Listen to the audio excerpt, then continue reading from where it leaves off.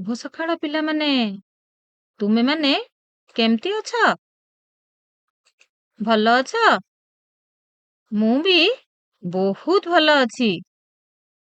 ମୁଁ ଆଜି ତୁମ ସମସ୍ତଙ୍କୁ ଏହି ଭିଡିଓକୁ ସ୍ୱାଗତ କରୁଅଛି।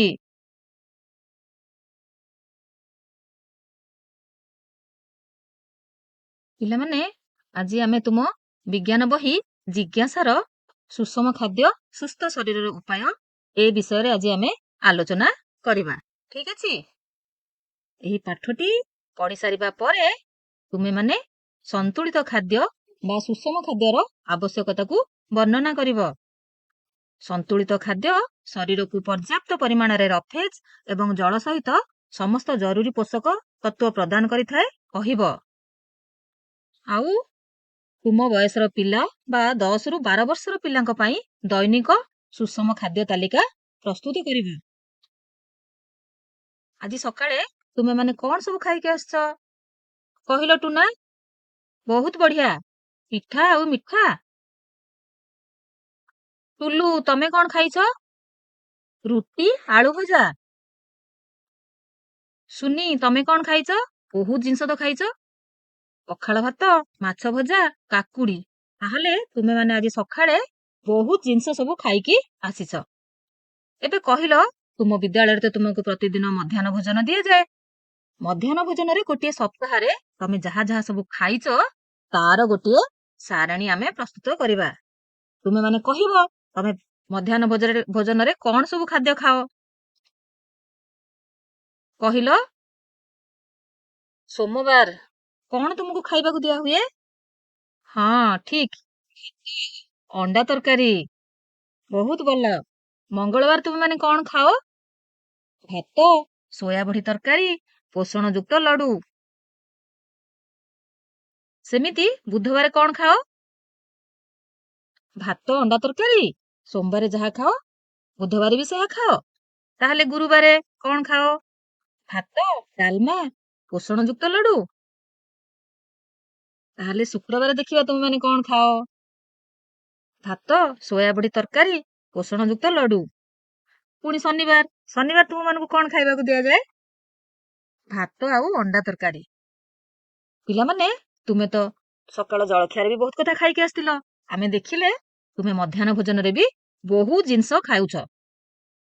ମଧ୍ୟାହ୍ନ ଭୋଜନରେ ଗୋଟିଏ ସପ୍ତାହର ଭିନ୍ନ ଭିନ୍ନ ବାରରେ ତୁମକୁ ଅଲଗା ଅଲଗା ଖାଦ୍ୟ ଦିଆଯାଏ ଓ ଗୋଟିଏ ଦିନରେ ମଧ୍ୟ ଅଲଗା ଅଲଗା ଖାଦ୍ୟ ଦିଆଯାଏ। ଦେଖିଲ, ଏଇ ଥାଳିରେ ବହୁତ ଜିନିଷ ଅଛି। ତେଣୁ ଏ ସବୁ ଜିନିଷକୁ ଆମେ ମିଶେଇକି ଖାଆନ୍ତି, କାରଣ ଆମ ଶରୀର ପାଇଁ ଅଲଗା ଅଲଗା ପୋଷକ ବା ଖାଦ୍ୟ ସାରର ଆବଶ୍ୟକତା ଅଛି। ସେଥିପାଇଁ ତୁମକୁ ଗୋଟିଏ ଦିନରେ ବି ଅଲଗା ଅଲଗା ଖାଦ୍ୟ ଦିଆଯାଉଛି। ଏବେ ଟିକେ ଭାବିକି କହିଲ ତ, ଆମେ କାହିଁକି ପ୍ରତ୍ୟେକ ଦିନ ଏକ ପ୍ରକାରର ଖାଦ୍ୟ ନ ଖାଇ ଭିନ୍ନ ଭିନ୍ନ ଖାଦ୍ୟ ଖାଇଥାନ୍ତି? ତୁମେମାନେ ତ କହିଲ ଆମେ ମାନେ ଗୋଟିଏ ଦିନରେ ବିଭିନ୍ନ ସମୟରେ ଭିନ୍ନ ଭିନ୍ନ ଖାଦ୍ୟ ଖାଇଥାନ୍ତି। କହିଲ ତାହେଲେ କାହିଁକି ଆମେ ଭିନ୍ନ ଭିନ୍ନ ଖାଦ୍ୟ ଖାଇଥାନ୍ତି? ଠିକ କହିଲ, ଭିନ୍ନ ଭିନ୍ନ ଖାଦ୍ୟରେ ଭିନ୍ନ ଭିନ୍ନ ପୋଷକ ଥାଏ। ଆମେ ଏକା ପ୍ରକାରର ଖାଦ୍ୟ ନ ଖାଇ ବିଭିନ୍ନ ପ୍ରକାରର ଖାଦ୍ୟକୁ ମିଶାଇ ଖାଇଲେ ଆମ ଶରୀର ଆବଶ୍ୟକ ପୋଷକ ପାଇପାରିବ ଆଉ ସୁସ୍ଥ ରହିବ। ତାହେଲେ ଆମେ ସୁସ୍ଥ ରହିବା ପାଇଁ ସବୁଦିନ ବିଭିନ୍ନ ପ୍ରକାର ଖାଦ୍ୟକୁ ମିଶାଇ ଖାଉଛନ୍ତି। ନ ଖାଇଲେ କଣ ହବ? ନହେଲେ ଆମ ଶରୀର ଅସୁସ୍ଥ ହେଇଯିବ। ବହୁତ ବଢିଆ। ଏବେ ଦେଖ ପିଲାମାନେ, ତୁମ ପାଇଁ 2ଟି ଖାଇବାର ଥାଳି ଅଛି। କହିଲ, ସେ ଥାଳିରେ କଣ କଣ ସବୁ ଖାଇବା ଅଛି? ବହୁତ ପ୍ରକାର ଖାଇବା ଅଛି। ଏବେ ଟିକେ କହିଲ, ସେ ଯୋଉ ଥାଳି 2ଟି ଅଛି ସେଥିରେ ତୁମ ପାଇଁ ଯାହା ସବୁ ତୁମେ ଖାଉଛ, ତମ ଖାଦ୍ୟରେ ତମ ଭାତ, ଡାଲି, ତରକାରୀ, ମାଛ, ସାଲାଡ ଆଉ ବହୁତ ଜିନିଷ ତ ଥାଳିରେ ଅଛି। ଦେଖିଲ, ତାର ପରିମାଣ ସବୁ ସମାନ ଅଛି କି? ସମାନ ନାହିଁ। ତାହେଲେ କାହିଁକି? ଶରୀର ପାଇଁ ଆବଶ୍ୟକ ସବୁ ପୋଷକର ପରିମାଣ ସମାନ ନୁହେଁ। ତାହେଲେ ଆମେ ଭାତ ଯେତିକି ଖାଉଛନ୍ତି ସେତିକି ପରିମାଣର ଡାଲି ଖାଆନ୍ତି ନାହିଁ, ସେତିକି ପରିମାଣର ଶାଗ ମଧ୍ୟ ଖାଆନ୍ତି ନାହିଁ। ତେଣୁ ଶରୀରରେ ବିଭିନ୍ନ ପୋଷକର ଆବଶ୍ୟକତା ଉପରେ ତାର ପରିମାଣ ନିର୍ଭର କରେ। ସୁସ୍ଥ ଓ ନିରୋଗ ଶରୀର ପାଇଁ ଖାଦ୍ୟରେ ସବୁ ପ୍ରକାରର ପୋଷକ ସଠିକ ପରିମାଣରେ ରହିବା ଆବଶ୍ୟକ। ସେଥିପାଇଁ ଆମ ଖାଦ୍ୟରେ ଭାତ ଆମେ ଯେତିକି ଖାଉ, ଡାଲି ସେତିକି ଖାଉନାହାନ୍ତି। କାହିଁକି? ଆମ ଶରୀରରେ ଶକ୍ତିର ଯେତିକି ଆବଶ୍ୟକତା ଅଛି, ପ୍ରୋଟିନ ଆବଶ୍ୟକତା ତାଠାରୁ ଭିନ୍ନ। ଏବେ କହିଲ, ସୁସ୍ଥ ଶରୀର ପାଇଁ ଖାଦ୍ୟରେ ସବୁ ପୋଷକ ସହ ଆଉ କିଛି ରହିବା ଆବଶ୍ୟକ କି? ଆମେ ତ କହିଲେ ଆମ ଶରୀର ନିରୋଗ ରହିବା ପାଇଁ ଆମ ଖାଦ୍ୟରେ ସବୁ ପୋଷକ ରହିବା ଦରକାର ଆବଶ୍ୟକ ପରିମାଣରେ। ଏବେ କହିଲ ସେଇ ପୋଷକ ଛଡା ଆଉ କିଛି ଆମ ଶରୀର ପାଇଁ ଦରକାର ଅଛି କି? ହଁ, ସିଲୁ ତୁମେ କହିବ, କହିଲ। ହଁ, ଜଳ ଆଉ ତନ୍ତୁ ଜାତୀୟ ଖାଦ୍ୟ ଯାହାକୁ ଆମେ ରଫେଜ କହନ୍ତି ତାର ମଧ୍ୟ ଠିକ ପରିମାଣରେ ରହିବା ଆବଶ୍ୟକ। ତେଣୁ ଖାଦ୍ୟରେ ଆମର ସବୁ ପୋଷକ ତତ୍ତ୍ୱ ସହିତ ଜଳ ବି ରହିବ ଆଉ ତନ୍ତୁ ଜାତୀୟ ଖାଦ୍ୟ ବି ରହିବ। ବହୁତ ବଢିଆ। ଏବେ କହିଲ ଖାଦ୍ୟରେ ଶରୀର ପାଇଁ ଆବଶ୍ୟକ ସମସ୍ତ ପୋଷକ ସଠିକ ପରିମାଣରେ ରହିବା ସହ ଜଳ ଓ ତନ୍ତୁ ଜାତୀୟ ଖାଦ୍ୟ ରହିଲେ ତାକୁ ଆମେ କି ପ୍ରକାର ଖାଦ୍ୟ କହିବା? କହିଲ କହିଲ। ହଁ, ଠିକ କହିଛ, ତାକୁ ଆମେ ସୁଷମ ଖାଦ୍ୟ ବା ସନ୍ତୁଳିତ ଖାଦ୍ୟ କହିବା। ଏବେ ଆସ ଆମେ ସୁଷମ ଖାଦ୍ୟ କାହାକୁ କହନ୍ତି ଜାଣିବା। ସନ୍ତୁଳିତ ଖାଦ୍ୟ ବା ସୁଷମ ଖାଦ୍ୟ କଣ? ଆମେ ତ କହିଲେ ଏଥିରେ ସମସ୍ତ ଅତ୍ୟାବଶ୍ୟକ ପୋଷକ ତତ୍ତ୍ୱ ସଠିକ ପରିମାଣରେ ଥାଏ। ଅର୍ଥାତ୍ ଯାହା ଯାହା ପୋଷକ ଆମ ଶରୀର ପାଇଁ ଦରକାର, ଯେମିତି ଶ୍ୱେତସାର, ପୁଷ୍ଟିସାର, ସ୍ନେହସାର, ଜୀବସାର, ଖଣିଜ ଲବଣ, ତା ସହିତ ଆଉ କଣ ଦରକାର ହେଲା? ଜଳ ଆଉ ରଫେଜ। ଏବେ ଦେଖିଲ ଏଥିରେ କଣ ସବୁ ଅଛି? ଗୋଟେ ସନ୍ତୁଳିତ ଖାଦ୍ୟରେ ଯେଉଁ ଯେଉଁ ପୋଷକ ରହିବା ଦରକାର ସେଗୁଡିକ ଅଛି। ତାହେଲେ ସେଇ ପୋଷକ ଗୁଡିକ କଣ? ଶ୍ୱେତସାର, ଠିକ ଅଛି। ପୁଷ୍ଟିସାର, ହଁ, ଭେରି ଗୁଡ। ସ୍ନେହସାର, ଜୀବସାର, ଖଣିଜ ଲବଣ, ତା ସହିତ ଜଳ ଆଉ ତନ୍ତୁ ଜାତୀୟ ଖାଦ୍ୟ ମଧ୍ୟ ରହିବା ଦରକାର। ଦେଖିଲ ଗୋଟିଏ ସନ୍ତୁଳିତ ଖାଦ୍ୟର ପ୍ଲେଟଟେ ଅଛି। ଏବେ ଆମେ କହିବା ସୁଷମ ଖାଦ୍ୟ ବା ସନ୍ତୁଳିତ ଖାଦ୍ୟର ସଂଜ୍ଞା କଣ? ତୁମେ ମାନେ ତ ଜାଣିଲ। ଏବେ କହିଲ ସୁଷମ ଖାଦ୍ୟ ବା ସନ୍ତୁଳିତ ଖାଦ୍ୟ କାହାକୁ କୁହାଯାଏ? ଶରୀରର ଠିକ ବୃଦ୍ଧି ଓ ବିକାଶ ପାଇଁ ଖାଦ୍ୟରେ ସମସ୍ତ ଅତ୍ୟାବଶ୍ୟକ ପୋଷକ, ସେଇ ପୋଷକ ଗୁଡିକ କଣ କଣ ହେଲା? ଶ୍ୱେତସାର, ପୁଷ୍ଟିସାର, ସ୍ନେହସାର, ଜୀବସାର ଓ ଖଣିଜ ଲବଣ ସହିତ ରଫେଜ ଓ ଜଳ ଉପଯୁକ୍ତ ମାତ୍ରାରେ ରହିଲେ ସେହି ଖାଦ୍ୟକୁ ଆମେ ସୁଷମ ଖାଦ୍ୟ ବା ସନ୍ତୁଳିତ ଖାଦ୍ୟ ବୋଲି କହୁ। ଏବେ କହିଲ ଶରୀର ପାଇଁ ସନ୍ତୁଳିତ ଖାଦ୍ୟର ଆବଶ୍ୟକତା ଅଛି କି? ହଁ, ଶରୀର ପାଇଁ ସନ୍ତୁଳିତ ଖାଦ୍ୟର ଆବଶ୍ୟକତା ଅଛି। ତାହେଲେ ଆମେ ଯେଉଁ ସବୁ ପୋଷକ ଆମ ଶରୀର ପାଇଁ ଖାଉଛନ୍ତି ସେଇ ପୋଷକ ଗୁଡିକର ଶରୀର ପାଇଁ କଣ ଆବଶ୍ୟକତା ଅଛି ସେ ବିଷୟରେ ଆମେ ଆଲୋଚନା କରିବା। ପ୍ରଥମ ଖାଦ୍ୟ ହେଲା ଶ୍ୱେତସାର। ଶ୍ୱେତସାର ହେଲା ଶକ୍ତି ପ୍ରଦାନକାରୀ ଖାଦ୍ୟ। ତାହେଲେ କହିଲ ଏଇ ଶ୍ୱେତସାର ଜାତୀୟ ଖାଦ୍ୟର କଣ ଆବଶ୍ୟକତା ଅଛି ଶରୀର ପାଇଁ? ତାର କାର୍ଯ୍ୟ କଣ? ଶରୀର ପାଇଁ ଶକ୍ତିର ଉତ୍ସ। ଶରୀର ପାଇଁ ଶ୍ୱେତସାର ଜାତୀୟ ଖାଦ୍ୟ ଶକ୍ତି ଯୋଗାଏ। ଆଉ କଣ ଅଛି? ମସ୍ତିଷ୍କକୁ ସକ୍ରିୟ ରଖିବାରେ ସାହାଯ୍ୟ କରେ। ତାହେଲେ ଆମ ମସ୍ତିଷ୍କ ଶ୍ୱେତସାର ଖାଇବା ଦ୍ୱାରା ସକ୍ରିୟ ବା ଆକ୍ଟିଭ ରହେ। ଏବେ କହିଲ ଆମେ ସେଇ ଶ୍ୱେତସାର ଖାଦ୍ୟ ଗୁଡିକ କୋଉଠୁ ପାଆନ୍ତି ବା ତାର ମୁଖ୍ୟ ଉତ୍ସ ଗୁଡିକ କଣ? ଏବେ ଦେଖିବା ଶ୍ୱେତସାରର ମୁଖ୍ୟ ଉତ୍ସ ଗୁଡିକ କଣ। ଦେଖିଲ ଏଇ ଚିତ୍ରରେ କଣ କଣ ସବୁ ଅଛି? ଠିକ କହିଲ, ଚାଉଳ, ଗହମ, ମାଣ୍ଡିଆ, ଜୋଆର, ଆଳୁ ଆଉ କଦଳୀ। Very good. ଏବେ ଆମେ ଦେଖିବା ଦ୍ୱିତୀୟ ପୋଷକ ତତ୍ତ୍ୱ ଯାହା ହେଲା ଆମର ପୁଷ୍ଟିସାର। ପୁଷ୍ଟିସାରକୁ ଶରୀର ଗଠନକାରୀ ଖାଦ୍ୟ ମଧ୍ୟ କୁହାଯାଏ। ଏବେ ଦେଖିବା ପୁଷ୍ଟିସାର ଜାତୀୟ ଖାଦ୍ୟର କାର୍ଯ୍ୟ କଣ? ତୁମେ ତ ଆଗରୁ ପଢିଛ। ଏବେ କହିଲ ପୁଷ୍ଟିସାର ଶରୀର ପାଇଁ କଣ କାମ କରେ ବା ତାର ଆବଶ୍ୟକତା କଣ ଅଛି? ବହୁତ ବଢିଆ, ମାଂସପେଶୀର ବିକାଶ। ଆଉ କଣ କରେ? ତମେ ଯୋଉ ଛୋଟରୁ ବଡ ହଉଛ ସେଥିରେ ମଧ୍ୟ ସାହାଯ୍ୟ କରେ। ପିଲାମାନଙ୍କ ଶରୀର ବୃଦ୍ଧିରେ ସାହାଯ୍ୟ କରେ। ଆଉ କଣ ଦରକାର? କୋଷର ମରାମତି ମଧ୍ୟ କରେ। ଯେଉଁ କୋଷ ଗୁଡିକର କିଛି କ୍ଷତି ହେଇଯାଏ ତାର ମରାମତି ମଧ୍ୟ ଏଇ ପୁଷ୍ଟିସାର ଜାତୀୟ ଖାଦ୍ୟ କରିଥାଏ। ଏନଜାଇମ ଓ ହରମୋନ ତିଆରି ମଧ୍ୟ କରିଥାଏ। ଏବେ ଦେଖିବା ସେଗୁଡିକ କେଉଁଥିରୁ ମିଳେ ବା ତାର ମୁଖ୍ୟ ଉତ୍ସ ଗୁଡିକ କଣ? ଦେଖିଲ ଏଥିରେ କଣ କଣ ଅଛି? ଦହି ଅଛି, ହଁ ଠିକ ଅଛି। ଅଣ୍ଡା ବି ଅଛି, ପନିର ବି ଅଛି, କ୍ଷୀର ବି ଅଛି, ମାଛ ବି ଅଛି, ସୋୟାବିନ ବି ଅଛି। ତେଣୁ ଏଇ ଖାଦ୍ୟ ଗୁଡିକ ହେଲା ପୁଷ୍ଟିସାର ଜାତୀୟ ଖାଦ୍ୟ। ଏଇ ପୁଷ୍ଟିସାର ଜାତୀୟ ଖାଦ୍ୟ ଆମ ଶରୀର ଗଠନରେ ସାହାଯ୍ୟ କରେ। ସେଥିପାଇଁ ତାକୁ ଶରୀର ଗଠନକାରୀ ଖାଦ୍ୟ ମଧ୍ୟ କୁହାଯାଏ। ତାପରେ ଆମେ ଦେଖିବା ସ୍ନେହସାର।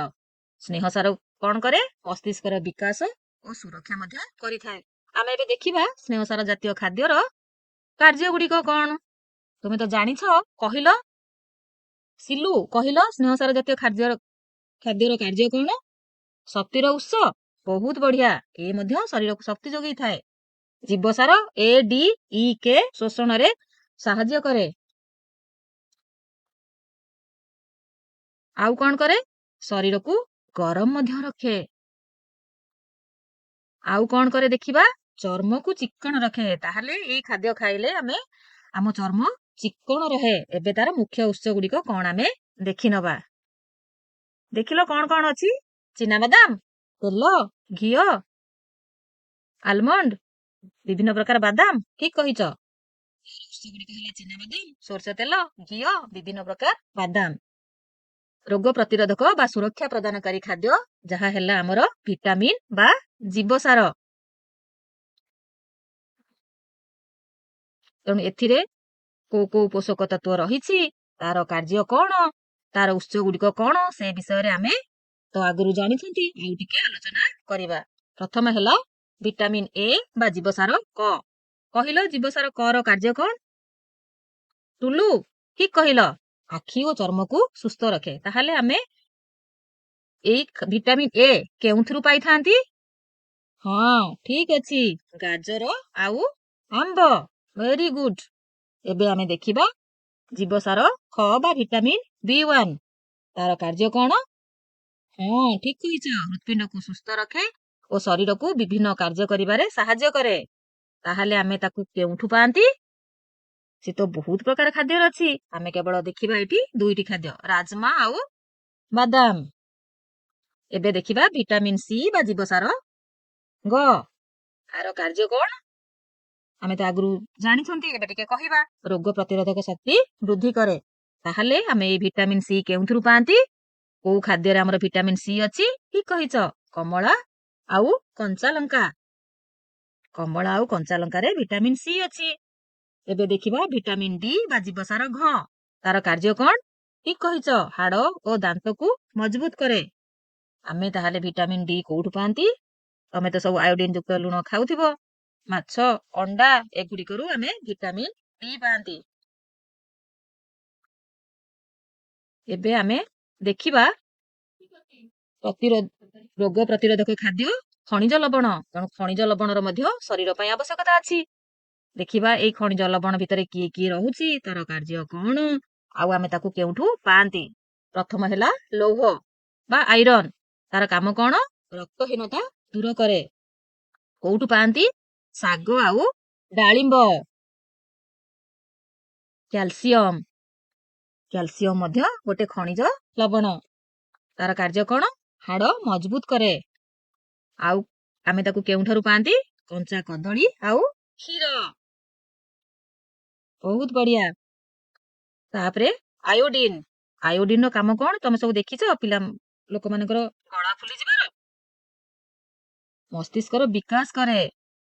ଆମର ଯୋଉ ମସ୍ତିଷ୍କ ଅଛି, ତାକୁ ବିକାଶ କରିବାରେ ଆମର ଆୟୋଡିନ ର ମୁଖ୍ୟ ଭୂମିକା ଅଛି।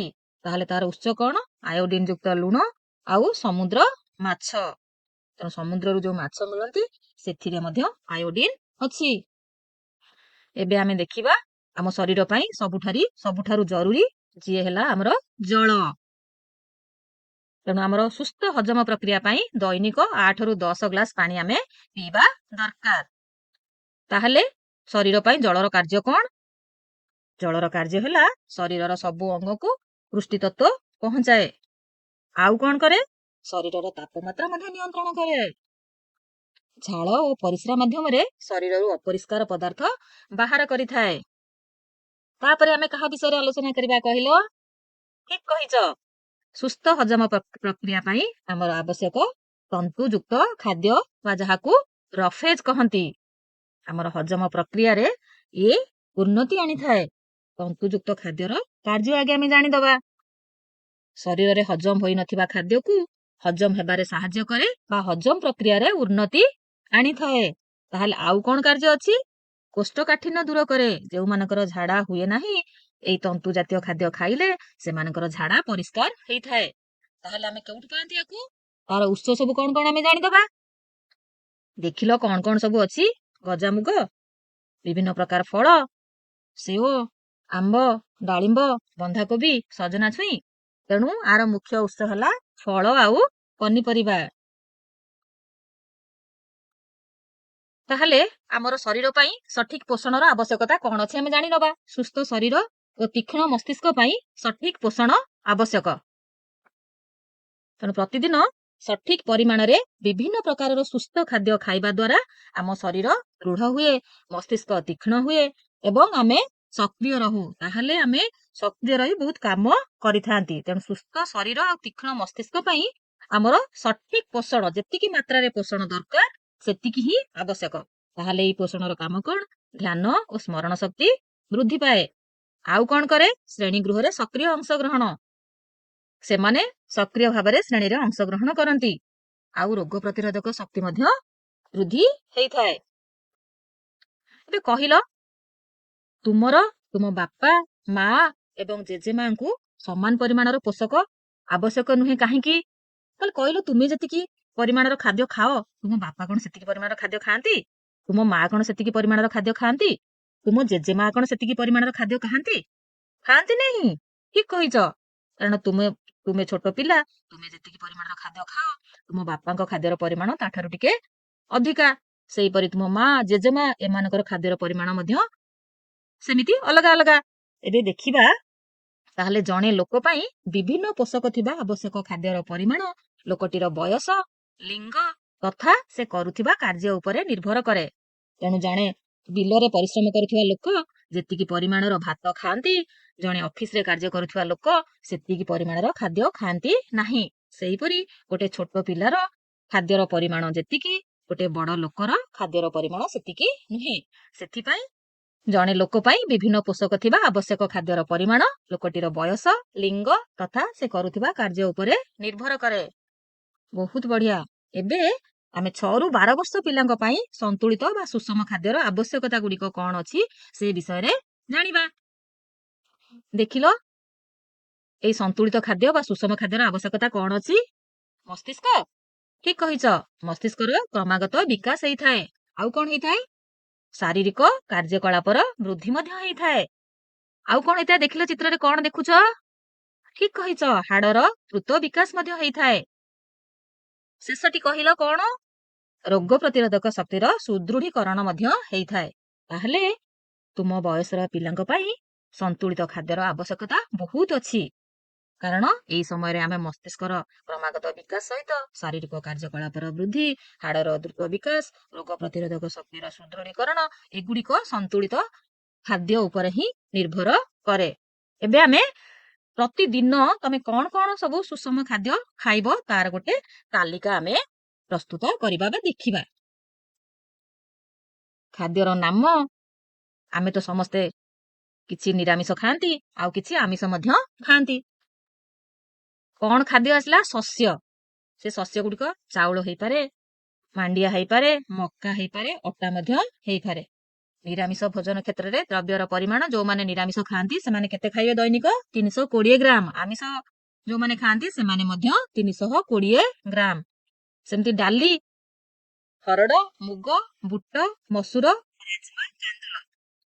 ଯେକୌଣସି ଗୋଟିଏ ଡାଲି। ତାହେଲେ ଆମେ ନିରାମିଷ ଭୋଜନ କ୍ଷେତ୍ରରେ ପରିମାଣ ଜାଣିବା। କେତେ ଗ୍ରାମ? 70 ଗ୍ରାମ। ଆଉ ଆମିଷ ଭୋଜନ କ୍ଷେତ୍ରରେ 60 ଗ୍ରାମ। ଏବେ ଆମେ ଜାଣିବା ଶାଗ ଆଉ କଞ୍ଚା ପରିବା ଜଣେ ନିରାମିଷାଶୀ ପାଇଁ କେତେ ଦରକାର ଆଉ ଜଣେ ଆମିଷାଶୀ ପିଲା ପାଇଁ କେତେ ଦରକାର। ଯୋଉମାନେ ନିରାମିଷ ଖାଆନ୍ତି ସେମାନେ 100 ଗ୍ରାମ ପ୍ରତିଦିନ ଖାଇବେ। ସେମିତି ଯୋଉମାନେ ଆମିଷ ଖାଆନ୍ତି ସେମାନଙ୍କ ପାଇଁ ମଧ୍ୟ 100 ଗ୍ରାମ ଆବଶ୍ୟକ। ସେହିପରି ପନିପରିବା ଆଉ ଅନ୍ୟାନ୍ୟ ଜିନିଷ ନିରାମିଷ ଭୋଜନ କ୍ଷେତ୍ରରେ 50 ଗ୍ରାମ, ଆମିଷ ଭୋଜନ କ୍ଷେତ୍ରରେ ମଧ୍ୟ 50 ଗ୍ରାମ। ସେହିପରି ଫଳ, ଯେକୌଣସି ଫଳ, ସେ ସେଓ ହଉ, ପିଜୁଳି ହଉ କିମ୍ବା ଅଁଳା ହଉ, ତାହେଲେ କେତେ ପରିମାଣରେ ଖାଇବା? ନିରାମିଷ ଯୋଉମାନେ ଖାଉଛନ୍ତି 50 ଗ୍ରାମ, ଦୈନିକ 50 ଗ୍ରାମ ଫଳ ଖାଇବ। ଆଉ ଆମିଷ ଯୋଉମାନେ ଖାଉଛନ୍ତି ସେମାନେ ମଧ୍ୟ 50 ଗ୍ରାମ ଖାଇବେ। ସେମିତି କ୍ଷୀର, ଯୋଉମାନେ ନିରାମିଷ ଖାଉଛନ୍ତି ସେମାନେ ପିଇବେ 300 ମିଲିଲିଟର। ଆମିଷ ଯୋଉମାନେ ଖାଉଛନ୍ତି ସେମାନେ 200 ମିଲିଲିଟର। କାରଣ ସେମାନେ ଯେହେତୁ ପ୍ରୋଟିନ ତାଙ୍କର ଆବଶ୍ୟକ ପରିମାଣରେ ମିଳିଯାଉଛି ଅନ୍ୟାନ୍ୟ ସୋର୍ସ ରୁ, ସେଥିପାଇଁ ସେମାନେ 200 ମିଲିଲିଟର କ୍ଷୀର ପିଇବେ। ସେପରି ତେଲ ଘିଅର ପରିମାଣ ନିରାମିଷ ଭୋଜନ କ୍ଷେତ୍ରରେ କେତେ? 35 ଗ୍ରାମ। ଆଉ ଆମିଷ ଭୋଜନ କ୍ଷେତ୍ରରେ ମଧ୍ୟ 35 ଗ୍ରାମ। ମାଛ ମାଂସ ଆଉ ଅଣ୍ଡା ନିରାମିଷ ଭୋଜନ କ୍ଷେତ୍ରରେ ତ ସେମାନେ ଖାଇବେ ନାହିଁ। ଠିକ ଅଛି, ଆମିଷ ଯୋଉମାନେ ଖାଉଛନ୍ତି ସେମାନେ ଦୈନିକ 50 ଗ୍ରାମ ଖାଇବେ। ଗୋଟେ ଅଣ୍ଡା, ମାଛ ଆଉ ମାଂସ 50 ଗ୍ରାମ। ଚିନି ମିଠା ଗୁଡ ତାହେଲେ କେତେ ଖାଇବେ? ଟିକେ ଅନୁମାନ କରି କହିଲ, ନିରାମିଷ ଭୋଜନ କ୍ଷେତ୍ରରେ ତାର ପରିମାଣ କେତେ ରହିବ? 50 ଗ୍ରାମ। ଠିକ ଅଛି, ଆଉ ଆମିଷ ଭୋଜନ କ୍ଷେତ୍ରରେ ମଧ୍ୟ 50 ଗ୍ରାମ। ଆମେ ତ 10 ରୁ 12 ବର୍ଷ ପିଲାଙ୍କ ପାଇଁ ଦୈନିକ ସୁଷମ ଖାଦ୍ୟର ତାଲିକା ବିଷୟରେ ଜାଣିଲେ। ତେଣୁ ଯଦି ତୁମେ ଆମିଷ ଖାଉଛ ତାହେଲେ କେତେ ପରିମାଣର ଶସ୍ୟ, ଡାଲି, ଶାଗ, ପନିପରିବା, ଫଳ, କ୍ଷୀର, ତେଲ, ଘିଅ, ମାଛ, ମାଂସ, ଅଣ୍ଡା, ଚିନି, ମିଠା, ଗୁଡ ଖାଇବ। ଆଉ ଯୋଉମାନେ ନିରାମିଷ ଖାଉଛନ୍ତି ସେମାନଙ୍କ କ୍ଷେତ୍ରରେ ଏବଂ ଆମିଷ ଭୋଜନ କ୍ଷେତ୍ରରେ ଆମେ କେତେ କେତେ ପରିମାଣର ଖାଦ୍ୟ ଦୈନିକ ଖାଇବା ସେ ବିଷୟରେ ଆମେ ଜାଣିଲେ। ଏବେ ଆମେ କଣ ଶିଖିଲେ? ଏତେ ସବୁ ତ ଆମେ ଆଲୋଚନା କଲେ, ସେଥିରୁ ଆମେ କଣ ଶିଖିଲେ କହିଲ? ଟୁନି କହିଲ? ଠିକ କହିଛ, ସନ୍ତୁଳିତ ଖାଦ୍ୟ ପର୍ଯ୍ୟାପ୍ତ ପରିମାଣର ରଫେଜ ଓ ଜଳ ସହିତ ସମସ୍ତ ଜରୁରୀ ପୋଷକ ତତ୍ତ୍ୱ ପ୍ରଦାନ କରିଥାଏ। ଆଉ କଣ? 6 ରୁ 12 ବର୍ଷର ପିଲାଙ୍କ ପାଇଁ ସନ୍ତୁଳିତ ଖାଦ୍ୟ ମସ୍ତିଷ୍କର କ୍ରମାଗତ ବିକାଶ, ଶାରୀରିକ କାର୍ଯ୍ୟକଳାପର ବୃଦ୍ଧି, ହାଡର ଦ୍ରୁତ ବିକାଶ ଓ ରୋଗ ପ୍ରତିରୋଧକ ଶକ୍ତିର ସୁଦୃଢୀକରଣ ମଧ୍ୟ କରିଥାଏ। ଏବେ ତୁମ ପାଇଁ କିଛି କାମ, ଆମେ ଯାହା ଯାହା ସବୁ ପଢିଲେ ସେ ବିଷୟରେ ତୁମ ପାଇଁ କିଛି ପ୍ରଶ୍ନ ଅଛି। ତୁମେ ସେ ପ୍ରଶ୍ନର ଉତ୍ତର କହିବ। ପ୍ରଶ୍ନ ଗୁଡିକ ହେଲା, ଦିଆଯାଇଥିବା ଉତ୍ତର ଗୁଡିକ ମଧ୍ୟରୁ ସଠିକ ଉତ୍ତର ଉପରେ ଠିକ ଚିହ୍ନ ଦିଅ। ପ୍ରଶ୍ନଟି ଏମିତି ଅଛି, କଣ ଅଛି? ସନ୍ତୁଳିତ ଖାଦ୍ୟରେ କଣ ଥାଏ? ତା ପାଇଁ 4ଟି ଅପସନ ଅଛି। ପ୍ରଥମ ଅପସନ କେବଳ ଶ୍ୱେତସାର, କେବଳ ପୁଷ୍ଟିସାର, ସମସ୍ତ ପୋଷକ ସହ ଜଳ ଓ ରଫେଜ ଆବଶ୍ୟକ ମାତ୍ରାରେ, ଆଉ ଚତୁର୍ଥ ଅପସନଟି ହେଲା କେବଳ ଧାତୁସାର। କହିଲ ମିନୁ, କେଉଁଟି ଠିକ? ଭେରି ଗୁଡ, ଠିକ କହିଛ, ସମସ୍ତ ପୋଷକ ସହ ଜଳ ଓ ରଫେଜ ଆବଶ୍ୟକ ମାତ୍ରାରେ। ତୁମ ପାଇଁ ଦ୍ୱିତୀୟ ପ୍ରଶ୍ନଟି ହେଲା, ତନ୍ତୁ ଜାତୀୟ ଖାଦ୍ୟର କାର୍ଯ୍ୟ କଣ? ଆମେ ତ ଜାଣିଲେ ତନ୍ତୁ ଜାତୀୟ ଖାଦ୍ୟର ଶରୀର ପାଇଁ କାର୍ଯ୍ୟ କଣ? ଶରୀରକୁ ଶକ୍ତି ଯୋଗାଏ। ଦ୍ୱିତୀୟ ଅପସନଟି ହେଲା ହଜମ ପ୍ରକ୍ରିୟାରେ ଉନ୍ନତି ଆଣେ। ତୃତୀୟଟି ହେଲା ଶରୀର ବୃଦ୍ଧିରେ ସାହାଯ୍ୟ କରେ। ଆଉ ଚତୁର୍ଥଟି ହେଲା ତାପଶକ୍ତି ଯୋଗାଏ। ଏବେ କୁନା, ତୁମର ପାଳି, କହିଲ କେଉଁଟି ଠିକ? ଠିକ କହିଛ, ହଜମ ପ୍ରକ୍ରିୟାରେ ଉନ୍ନତି ଆଣେ। ତୃତୀୟ ପ୍ରଶ୍ନ ତୁମମାନଙ୍କ ପାଇଁ, ଏମାନଙ୍କ ମଧ୍ୟରୁ କେଉଁଟିରେ ଭିଟାମିନ ସି ନାହିଁ? ଆମେ ଅପସନ ଗୁଡିକ ଦେଖିବା, କଣ କଣ ଅଛି? ଆଉ କଣ ଅଛି? କଞ୍ଚା ଲଙ୍କା। ଆଉ କଣ ଅଛି? ଦୁଧ। ଆଉ କଣ ଅଛି? ବ୍ରୋକୋଲି। ଏବେ କହିଲ ଟୁନି, କେଉଁଟି ଠିକ? ଠିକ କହିଛ, ଦୁଧରେ ଭିଟାମିନ ସି ନାହିଁ।